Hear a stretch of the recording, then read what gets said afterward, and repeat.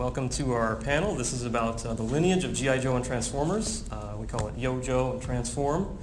And to start off, how many, I'm just assuming this, but how many people in here are Transformers fans? How many are G.I. Joe fans?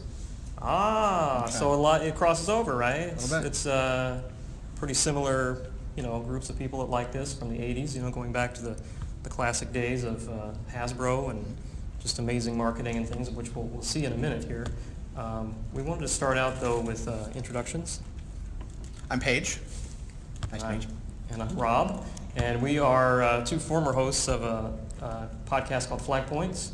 It was a G.I. Joe podcast. We're also current hosts of a semi-annual podcast called The Toy Department, which, we're long overdue for a new episode. We're both parents, so it's kind of hard to do this kind of stuff on a regular basis. But we just wanted to present this panel talking about some of the connections between G.I. Joe and the Transformers, and not only connections in the toy lines, but connections in how they really came to be, how one of them came to be and how they were related to each other, and some interesting in-between steps along the way that may be a bit of a surprise or something new to people. Essentially, we're going to show you how you get from this guy to Transformers. Yeah, and we did, you'll notice on the table here we have the 12-inch G.I. Joe, we have the 3 3/4-inch Micronaut, which is the Amigo version of Microman, the Japanese Takara toy, and then we have Grunt from the original 1982 Real American Hero G.I. Joes. We would have Megatron here, but he failed the TSA checkpoint on his way over here, so Megatron he's stuck at KCI. So, yeah. He didn't have the orange cap on his barrel, so he had to sit home on this one. I could have made a space bridge joke there, but that's just way too nerdy, right? Okay. Only half of them would get it. Oh, that's true. Yeah, that's right. That's right. Only the Sunbow fans, right? Mm-hmm. Okay. So starting out, we're going to talk about connections, and you see on this first slide here, we've got G.I. Joe, Micronauts, Microman, the newer G.I. Joe from the 80s, and the Transformers from the 80s, Optimus Prime there. But really, the best way I can describe this relationship is kind of like in a design marketing way, is it's kind of like a snake eating its own tail. As we go through this, we're going to go through the years and see things that influence one line, and then one line brings parts of that back, and we'll try to put this together in a way that you can follow. So just bear with us with the years and flipping across the continents here, but it's kind of interesting. So the question we say is how can you get transforming robots from military action figures? Mm-hmm. So one thing you do is you send. Initially, they sent G.I. Joe overseas. They sent it to Japan, and we'll go to the next slide. Yeah. So 1964 is when the first the 12-inch G.I. Joe is created in the United States.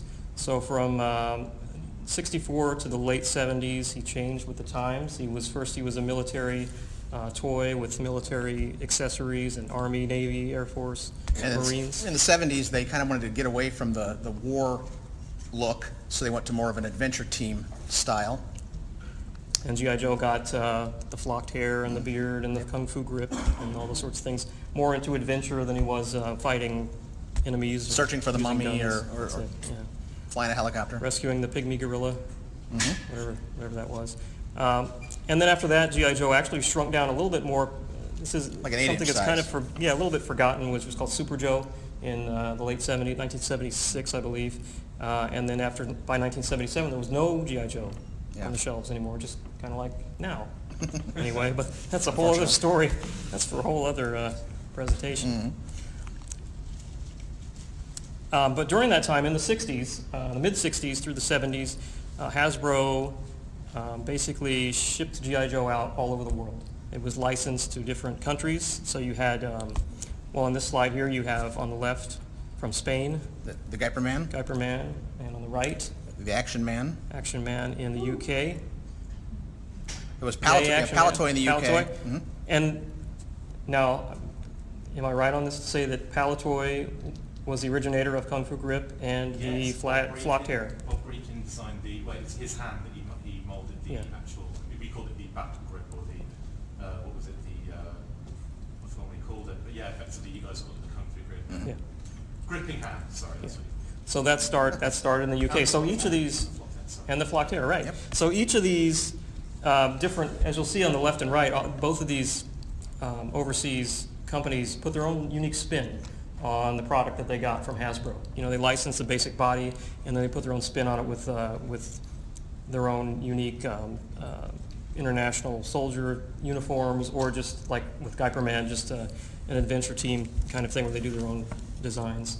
They also went to Mexico. A company called Lili Ledi and also Estrella in Brazil produced similar figures. Yeah. And both of those had, and especially Estrella, had some really unique characters as well. And of course, one place that it also goes is Japan with Takara. And in 1970, the original G.I. Joe with Takara looked exactly like the American one. But by 1970, they had changed up the head. If you can see, the picture on the left honestly, it's kind of creepy looking. I mean, it's kind of a manga anime look in real life, but it's just kind of a little off-putting when you look at it. Same body and same kind of gear and outfits, but yeah, the head was completely different. Yeah.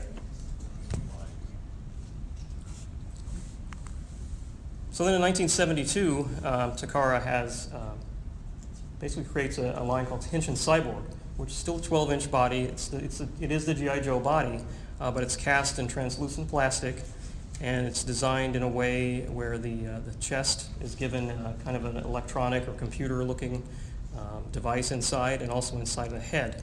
You can kind of see the mechanics of how he works, or how he would work if he were real. Right. And it still has the Japanese style head. It's just kind of hard to see because it's cast in clear. And along with that series are outfits that go with this. Now this is along the lines of something that an American toy maker called Ideal did in the 1960s called Captain Action, where they created a plain body, and they had different licensed character outfits that the character could wear. So this is the same thing with Japan, except they were going for The heads fit on over them too, right? They didn't right. come So there. there were heads that fit over masks. If you see on the left there, that's an Ultraman character, and then on the right there's examples of all the various different tokusatsu shows, or manga characters, or anime shows that were very popular in Japan. This series did not last very long, so Takara changes it up a little bit.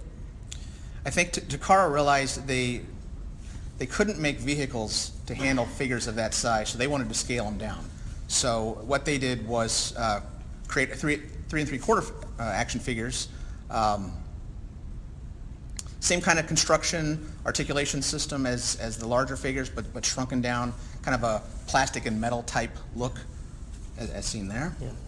So inside of these, they have basically the same kind of articulation as the big G.I. Joes, but what's really unique about these in the scale are the rivets. So there's rivets in the shoulders and on the elbows and on the legs, and then there's an O-ring in here, which is basically just a large rubber band, or a thick rubber band that holds it together. The screw in the back, screw hole in the back, and a little Phillips screw, and then these also have articulated Wrists. What are those things? Yeah. Wrists and ankles. I'm sorry, I'm forgetting my words here. And instead of the engine inside, there's an engine that snaps on the outside. So this is pretty innovative, as we'll see. That this is kind of something that's developed purely by Takara, but it's something that through the years will continue on into what we'll later see as G.I. Joe.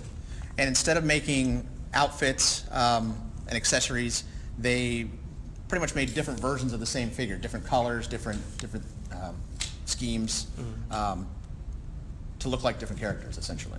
And with this play pattern, with this figure and vehicle and playset combination, a lot of us think back to our child.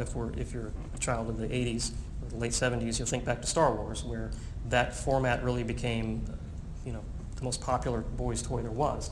But honestly, this was happening in Japan in 1974, and it was actually happening also in the U.S. just shortly after that with Fisher-Price with a line called Adventure People, where you had sort of like Adventure Team. You had more of an adventure style boats and format of helicopters figures. and Right. Dealing with animals camping. and things like Yeah. that, outdoors, that sort of thing. So it's interesting to see that as well. So this is just some examples of the vehicles and accessories that came with the Microman figures. Again, the scale is really conducive, more conducive than a large-scale figure to creating accessories that they can interact with, whether it's planes, cars, ships, bases, and all at an attractive price point that you couldn't really do in a 12-inch scale. Don't often see these on the secondary market these days. They're gone. Yeah. Especially boxed examples. I mean, you might find a loose one in a toy bin, and he's very loose and flimsy. He won't even stand up anymore. And part of what another innovation that Takara did that they used throughout the line was these rivets are 2mm rivets, and they developed a 5mm rivets or 5mm port system, which you could use to connect these figures and all the various pieces on the different sets to each other. So it was kind of a little bit of a building element there too, kind of like Lego at the time. But it's really something that's I don't think we've seen all that much, since. Oh, sorry. So over the years, Microman in Japan, it evolves along with the culture, and really the preferences go from a figure as a pilot to putting the figure inside of a vehicle to a mech. Kind of like the driver. Most often seen in Japanese cartoons, the driver would pilot a large mech suit. Do you know how big those were?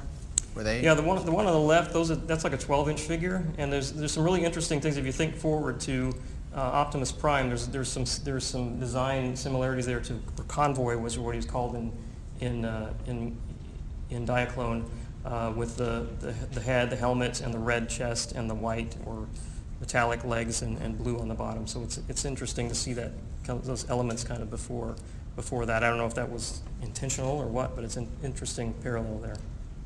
And in the middle, you can see some instructions there for one of these on the right, which is the Acroyer figure, which is kind of an enemy figure. This is a unique thing too that really G.I. Joe wasn't doing at the time, which is having good guys and bad guys. So the figure on the right, there was a whole sub-series of these figures that looked like this that were basically the enemy figures. Now, in 1974 through 1980, the figures become less human-like and more robotic-like, kind of retaining the humanoid shape. And they also introduce mechanical robot accessory or mech robot accessories. Yeah, and at one point there's even a break within the line itself where there's two different scales in one year in one series, where you have the traditional Microman series, and you have others where it's just purely robots. There's not a driver or anything like that, but it's purely robots. And there's elements of this transforming kind of starting to come into this whole toy line, really. The one on the right is really interesting. It's called I think it's called Microman Punch. So it's just, you can see it's just compared to that first one where it's just humanoid and clear, it's just really robotic and really going in a totally different direction. In '77, Amigo takes the license and calls it Micronauts. It's a very big hit for Amigo, pretty much until the company folded in the 80s. Yeah, and along with other toys in the late 70s, like Shogun Warriors, which were brought over here from Japan, toys and comics in the case of Shogun Warriors, and then cartoons like Battle of the Planets, which was Gatchaman first, and Star Blazers, which was Space Battleship Yamato. These toys are kind of the gateway for a generation of kids American kids in the 70s and 80s into Japanese popular culture and Japanese shows, which has become a huge market now for popular culture and we grew up with Shogun Warriors that were small. They had small metallic ones, die-cast metal ones, and they had larger ones that they'd shoot the wrists off. They had wheels on the bottom. I mean, we're talking 20 inches tall. 20. That's right. Yeah, and so Amigo, when they bring these over here too, they kind of pick and choose on some of these too, as far as the different years, because it's '77, so the line's been around for 3 or 4 years in Japan. So they take different elements, of the line. So some of the later characters like Hoodman and some of the other ones like what they called it Biotron over here, but they called it Robot Man, where the figure fit inside the chest. So they used some of those as well. So it wasn't just a wholesale importing it over, which is interesting when you think about what Hasbro will do later with Transformers when they bring it over to the United States as well. So Amigo uses this basic style, this basic construction style of the O-ring and rivet construction to make their own 3 3/4 inch action figures based on movie and TV properties. Now, at the time, Amigo was known mainly for the 8-inch figures, which were the shrunk down kind of this style of action figure with a cloth. Like a Starsky and Hutch or a... Right. And it started with the world's greatest superheroes after, well, I'll go back. It started with Action Jackson, which was a competitor for Adventure Team, really, which was not a hit for Amigo. But they utilized that body and this concept of putting like G.I. Joe, putting an outfit on it to buy or to license characters from DC and Marvel and some of the comic strips as well. Essentially a shrunken down version of this down to 8 inches. Still had flexible body parts and cloth outfits. And unlike Action Man and Hinch and Cyborg, when a kid bought one of these, he didn't have to buy the basic toy and then buy outfits. When you bought Captain America, you got Captain America. When you bought another doll action figure, you got Spider-Man, Iron Man, whatever it was. Unique heads. Right. Different outfits. Yeah, so you didn't have to put things on them, and that was a huge hit for Amigo. So they were able, after that success, they were able to get into things like licensing these properties. So on the left, you'll see the Black Hole figures. Those from the movie Black Hole. If anybody remembers that movie, yeah, it was around for a minute. It's classic. It's a great movie. Disney movie, yeah. Yeah. And on the right is from Buck Rogers in the 25th Century, the late 70s TV show. And you'll see these are, for the 1980, early 80s, late 70s, these are amazing sculpts for these. And they're amazing articulation when you consider Star Wars. I'm not knocking Kenner Star Wars because Kenner Star Wars is great. But if you look at articulation and sculpt on these, it's incredible for the time. I mean, it really is with the detail and the posability especially.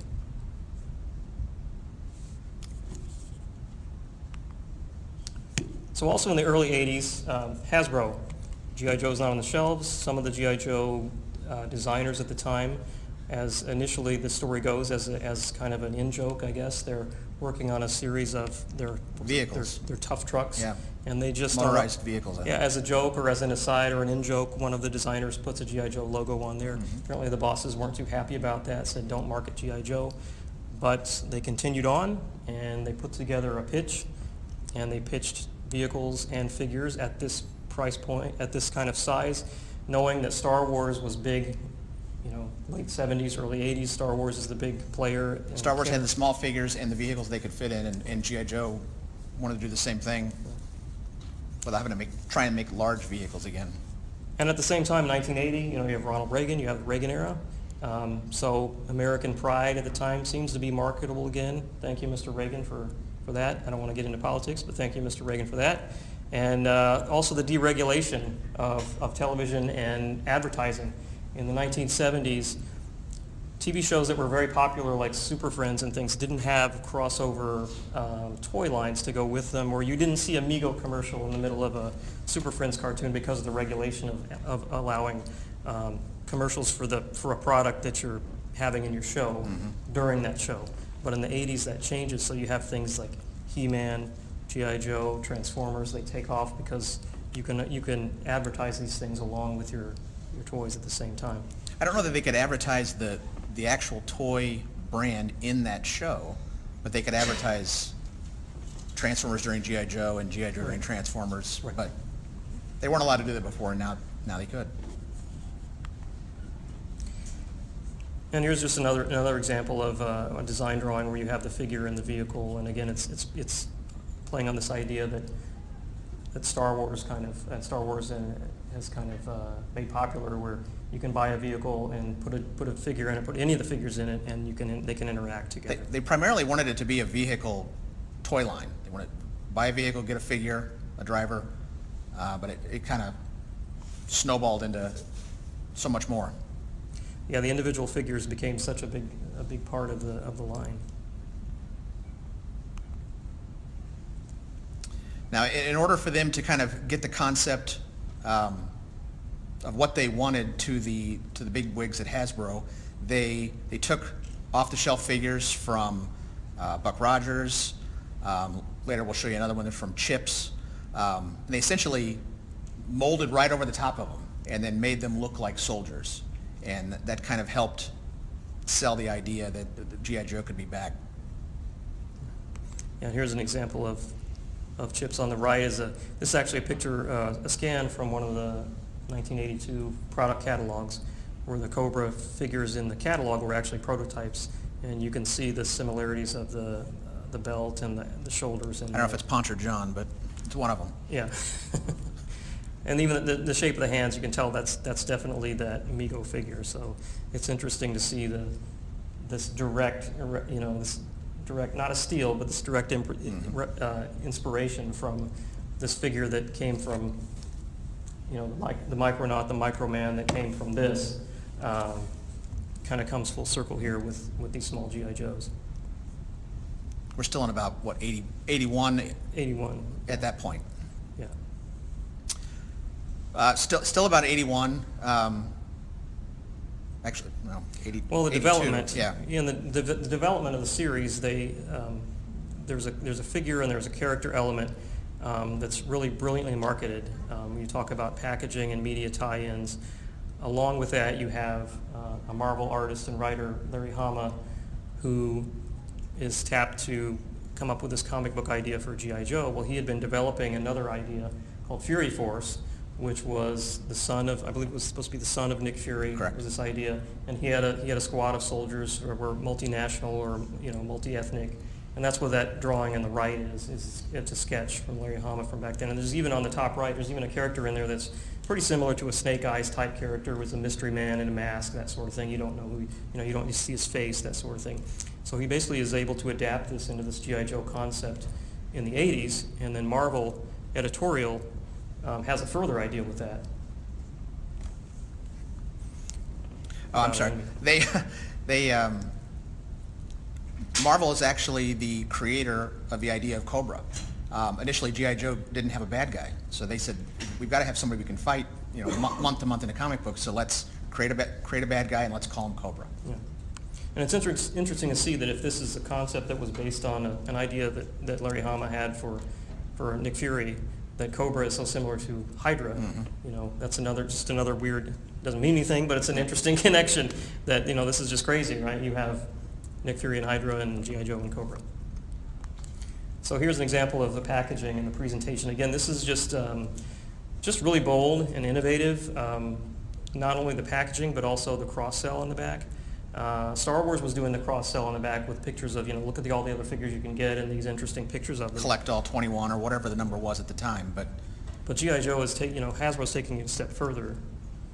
And they've actually, not only showing the figures, they also added a bio file card at the bottom, which told his history, his rank, maybe an interesting tidbit about him. So you kind of had the backstory. Yeah, so thanks to all this, G.I. Joe's back, and he's a hit. 1983, there's a animated miniseries. Mm-hmm. There's an animated miniseries the next year, and then there's a regular animated series the following year. So Hasbro really captures lightning in a bottle just at the right time. Just the same way that Star Wars was in the late 70s. It was just the perfect time for all this to come together. And then for Hasbro, it was a perfect time as well because Star Wars is kind of on the wane because 1983, Return of the Jedi. Yeah. So Star Wars is kind of, not as interesting to kids anymore as it was because there's no more new movies. Mm-hmm. And by the mid-80s, really, G.I. Joe is right up there in the, leading the toy aisle for boys' toys. Right. So here's where it gets a little... Bear with us. Jump back in time a little Jump bit. back in time just a bit, and go back to Japan. So jump back in time and back in somewhere else across the ocean. Back in Japan, Microman has evolved from an action figure with accessories to basically a fully robotic figure. The figure was very small, almost just like a 1-inch figure. Movable arms, movable legs. That was about. I don't know if the head moved or not. I don't think the head moved. Maybe, but. The figures were small enough they could fit inside these robots to be the drivers, the pilots, or whatever. Yeah, so at one point, this becomes an idea where the figure wasn't the big part of it anymore. It's It's really the robot, right? Carries most of the personality. When you look at this image on the left, that's the inside of the chest. There's little drivers in there, and they all look the same. They're just different colors. But on the right, there's the robot, right? If you're a kid and you see that robot, you're like, wow. And the little drivers, you probably just kind of go, oh, that's interesting that they interact. But the big deal is, it's the robot. Now on this next slide, Takara started making a line of robots or transforming vehicles, and you'll see that they all came with the little figures. The figures would actually fit inside of the robots and drive them. Right, yeah, this particular one on the left would become the character called Mirage in Transformers. And on the right, there's just a close-up of some of those driver figures. So you can see how they're all pretty similar looking. They're interesting, but they're not nearly as full of personality, and they're not as bold as that transforming robot on the left there. Here's some more examples. On the left there you have Convoy, which would become known to us in the United States as Optimus Prime. There's a big sticker on the side. It's really the only thing I think they changed about that, other than taking out the drivers when it came over to the United States, was changing that Diaclone sticker to a stripe with an Autobot symbol on it. Little rebranding, yeah. Yeah. And then on the right there you have, in the background, you see Megatron. There's a different colored version of it. There was an entire series called Microchange, which I believe were the objects. They weren't cars, they were objects, like you had what would become Soundwave, Yep. and Tape. the tapes, the tape accessories, and the guns. The gun robo, it was called. So you had several different versions of these handguns, not just a Walther P-38 that Megatron was.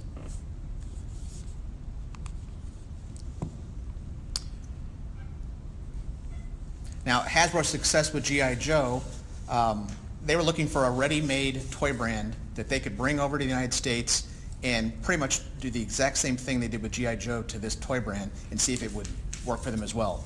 And it did. In 1984, Hasbro released the very first wave of Transformers, which were pretty much like you've seen in the previous slides, rebranded, restickered robots that had been already been released in Japan years before.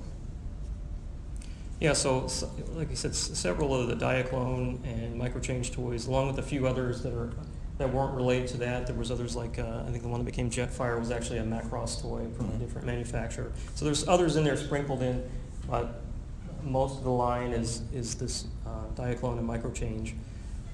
The Diaclone drivers, however, don't make the trip over with the toys. Now, the reason for that could be, I don't know. We thought maybe it was because of the small size. Maybe a child might choke on it. At the time, there was an issue with Star Wars and Battlestar Galactica. They didn't want shooting missiles because a child choked on one.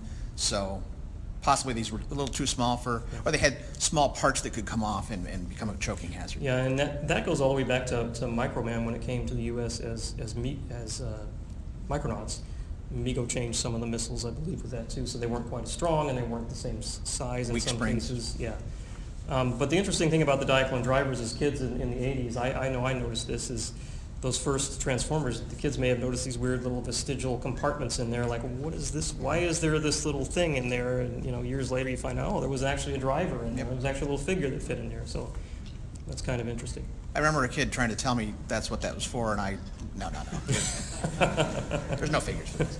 And some kids around the same time may have actually seen, and I saw this too when I was a kid, they may have actually seen Diaclone figures, Takara Diaclone figures in their toy stores around the same time, maybe a little bit before the Transformers hit, but certainly after Transformers hit, because they were both on the shelves because they didn't sell well, which was the regular Diaclone, like these 14 combination robot ships that fit together, or robots that fit together, that they had imported. Takara had tried to import to toy stores for a while before Hasbro took the Transformers here. So just an interesting thing to point out.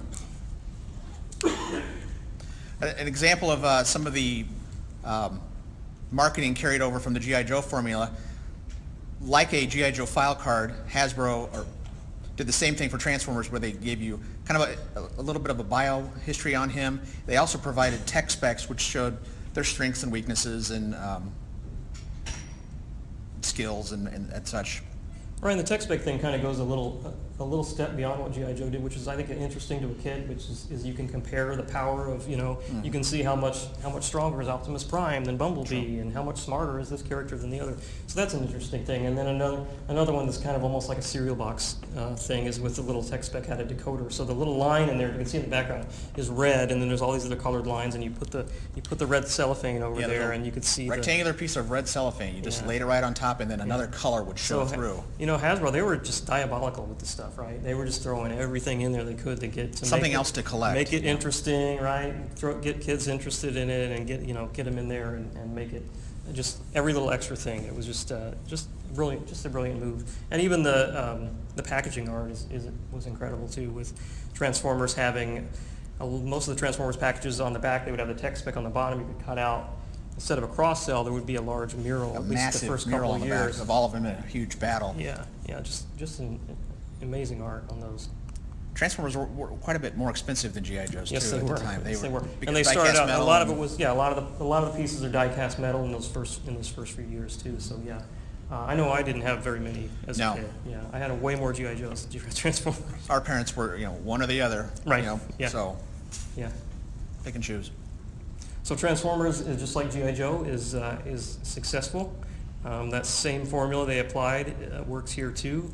The toys, of course, are the big part of the success, and allows them to maintain their popularity beyond the other fads of the day. You think back to the 80s with their fads like Rubik's Cubes and things like that. You remember when the Transformers were a big hit, there was also lots of knockoffs, right? Lots and lots of knockoffs. Now there was...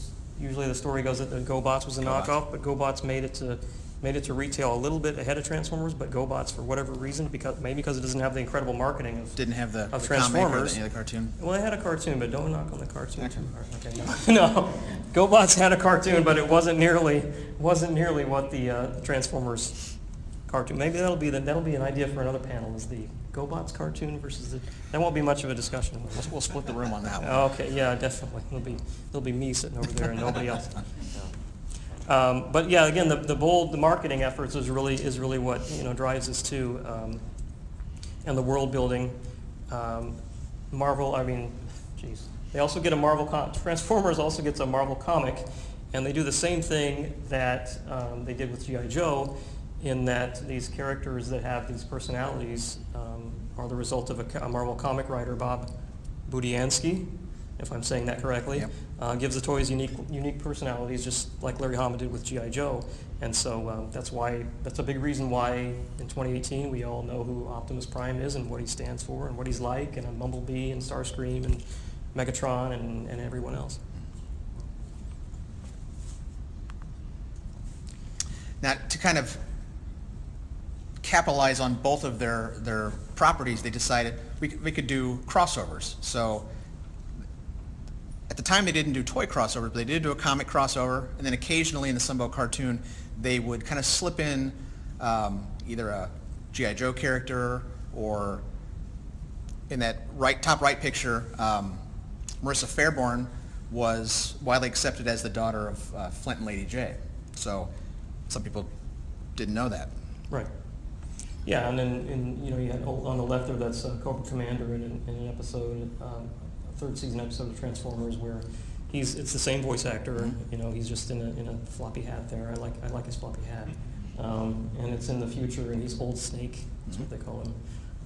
So it's fun to see them crossing them over, and at the time with Marvel Comics as well, with both G.I. Joe and Transformers, since it was in the Marvel universe for a little while. You had Spider-Man appearing in there, and you had other Marvel characters appearing there.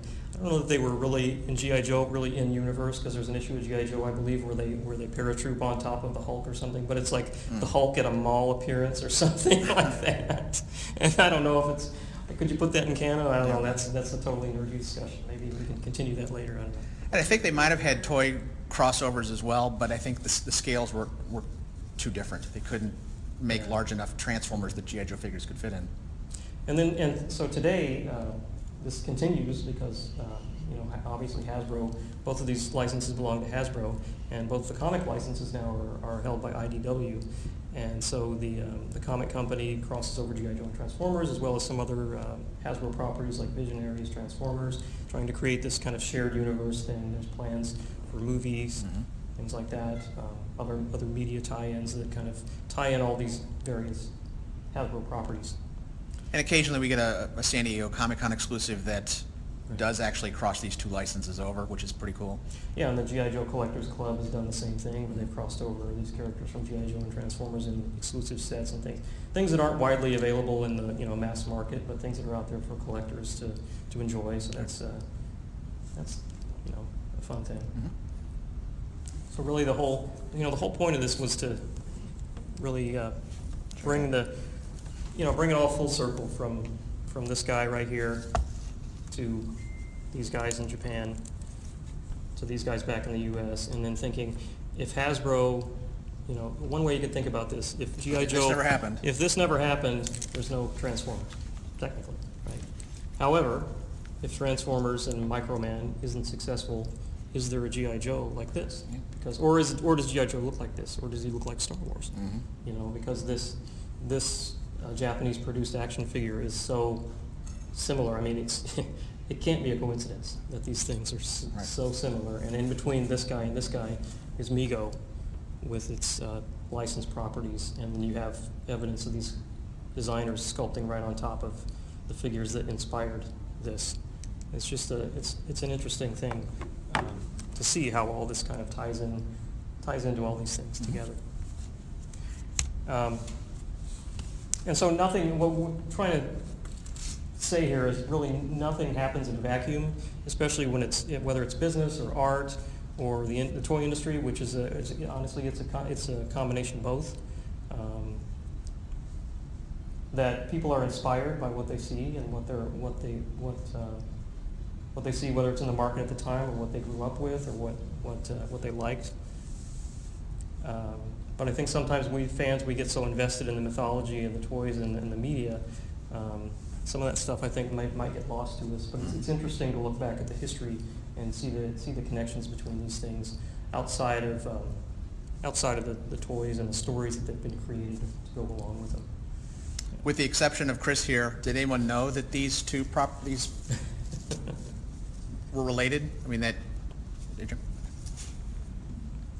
Yeah, so we appreciate your time. Yeah, thank you. And we appreciate, and again, we appreciate the care and creativity of the individuals who created all these toys and contributed to brands that really have become so much more than just playthings. I mean, these have become real characters to people, and they continue to affect people and continue to survive. So in the case of the Transformers, especially in a mass media environment, they continue to survive.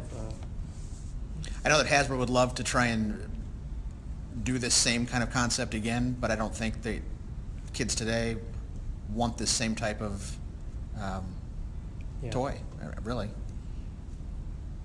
But thank you, guys. Any questions? And we are. Go ahead. I've got one. Yeah. You obviously, this is from some personal experience. Did you collect the Micronauts stuff? I can't remember if you said that at the beginning. Did you have a lot of Micronauts? I had a few. I had a few Shogun Warriors and a few Micronauts. And what was your favorite out of those? Just the figures.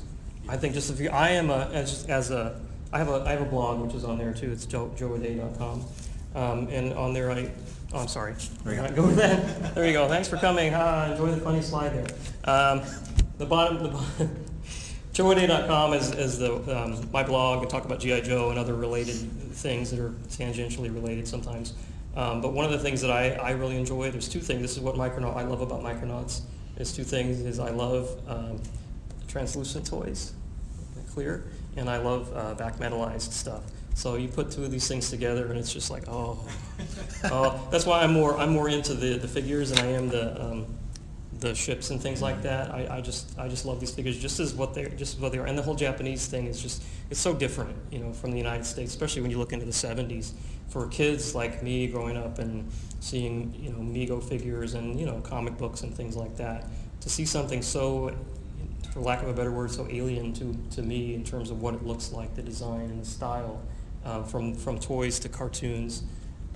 It was just a revelation, just amazing, you know. And some of this stuff was obviously it was changed and repurposed for U.S. consumption. I know some people, you know, they prefer one or the other. It doesn't really bother me that way. I understand changing things to appeal to a different market, you know, that has different cultural sensitivities and different cultural leanings and things like that, and what they enjoy and what they don't. So I don't really mind so much when you have the Battle of the Planets with the animated, you know, 7's Arc 7 and whatever else that they stick in there, or Macross and sticking things together.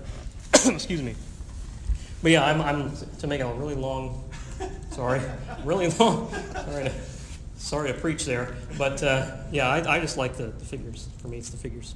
Just kind of mind-blowing to think that all of these figures and toys existed in Japan, and then they were brought over here and got the story. You know, we got the background. Yeah. That's what pulled us in, I think.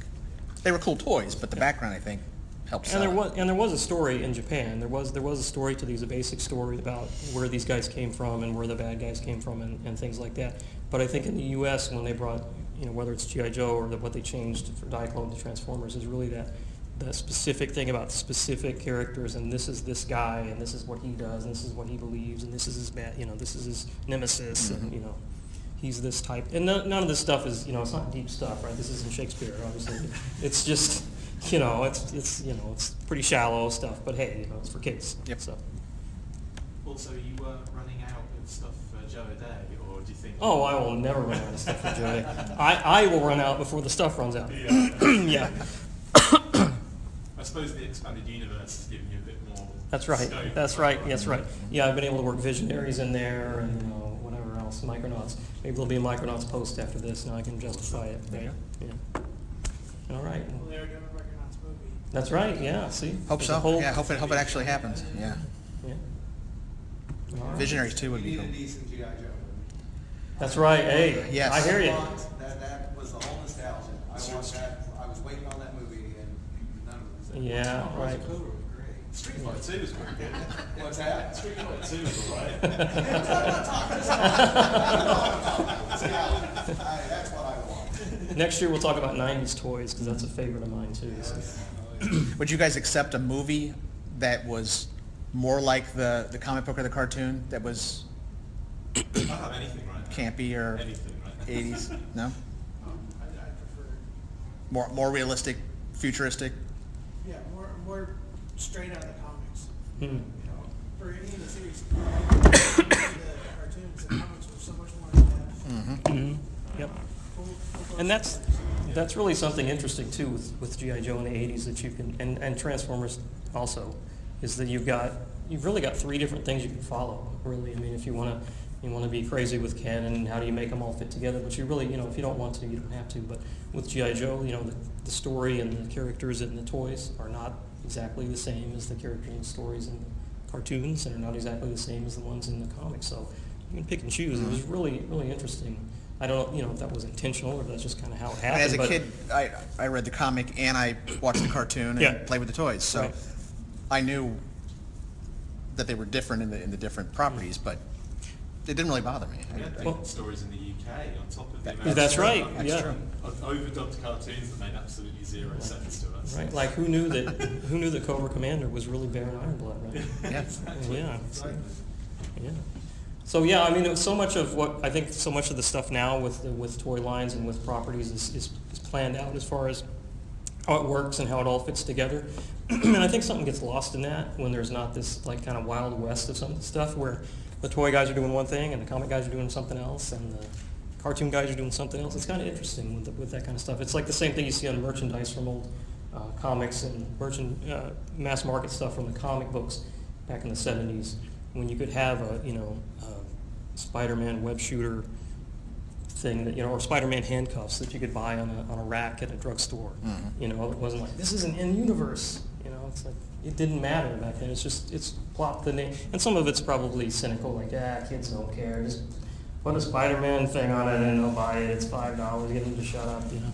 I just remembered how cool it was to read a cotton issue of G.I. Joe comic, and then literally at the same time at the store is the new toy that was just in this comic, and it was like, Wow, how do they do You know, that? That, Yeah. that kind of happened with me with Storm Shadow when he became the digital camo Mm-hmm. G.I. Joe version, and I looked at the toy kind of thinking, where did he pick up a good guy? And then like moments later, it was all explained. And that's, you know, that's like this perfect synchronicity of the toys and the media, where you can turn that on its head with Retaliation, where they had to delay the movie, and then these toys came out in 2012, and then no movie. Yep. And then when the movie came out, they looked different, and it was just, you know, kind of that, yeah, the opposite. The update. Yeah. Yeah. Yeah. That all around. All right. Well, thanks a lot, guys. Yeah, thank you Thanks for very much. coming. Appreciate it.